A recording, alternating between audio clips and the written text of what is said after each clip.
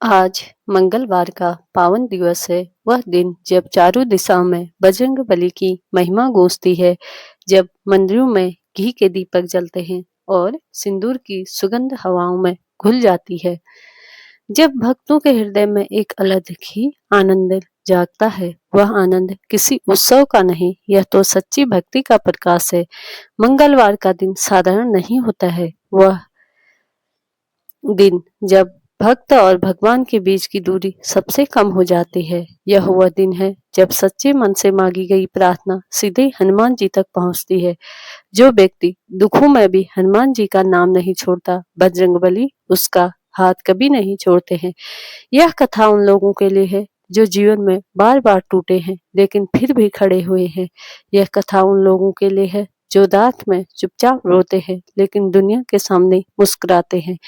यह कथा उन लोगों के लिए है जिनके घर का चूल्हा कभी कभी ठंडा रह जाता है लेकिन फिर भी उनका विश्वास नहीं टूटता।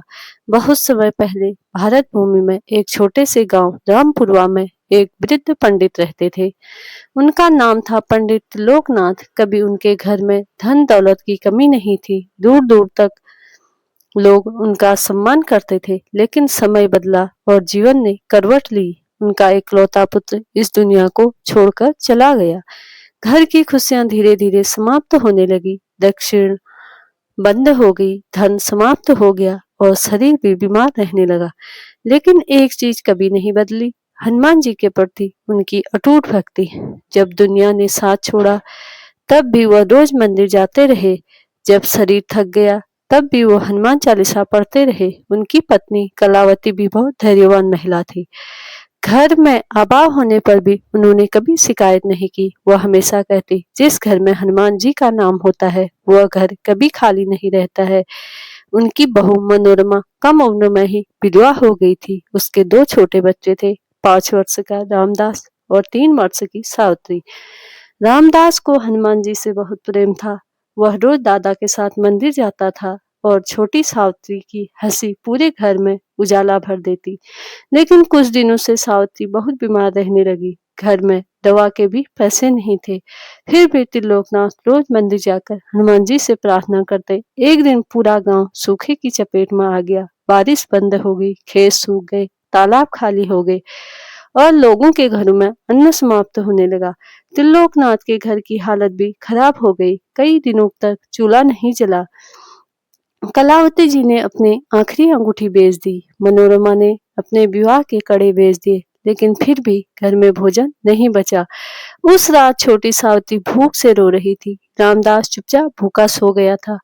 वह देखकर त्रिलोकनाथ का हृदय टूट गया। उन्होंने गमछा उठाया और गांव में मदद मांगने निकल पड़े, लेकिन हर दरवाजा बंद मिला। कोई मदद करने को तैयार नहीं था।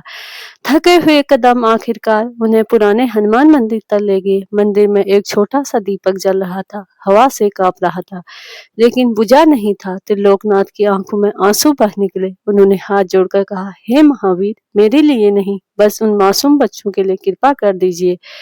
पूरा मंदिर अचानक शांत हो गया। तभी मंदिर के द्वार पर एक तेजस्वी सन्यासी दिखाई दिए। उनके चेहरे पर अद्भुत तेज, उनकी आंखों में अलग ही दिव्यता। उन्होंने त्रिलोकनाथ से कहा, पंडित जी, क्या आपको लगता है हनुमान जी अपने सच्चे भक्तों को कभी अकेला छोड़ देंगे? सन्यासी ने अपनी झोली से आटा और गुड़ निकाला और बोले, आज बच्चों की भूख मिट जाएगी, लेकिन कल से आपके जीवन में चमत्कार शुरू होगा। त्रिलोकनाथ के आंखों में आंसू बहने लगे। उन्हें ऐसा लगा जैसे स्वयं हनुमान जी उनकी सहायता के लिए आए हो। जो भक्त संकट में विश्वास नहीं छोड़ता, बजरंगबली उसके जीवन में अवश्य चमत्कार करते हैं। अगर आपके जीवन में भी कष्ट चल रहे हैं तो विश्वास मत छोड़िए, क्योंकि हनुमान जी देर कर सकते हैं लेकिन अंधेर कभी नहीं करते। जय श्री राम, जय बजरंगबली।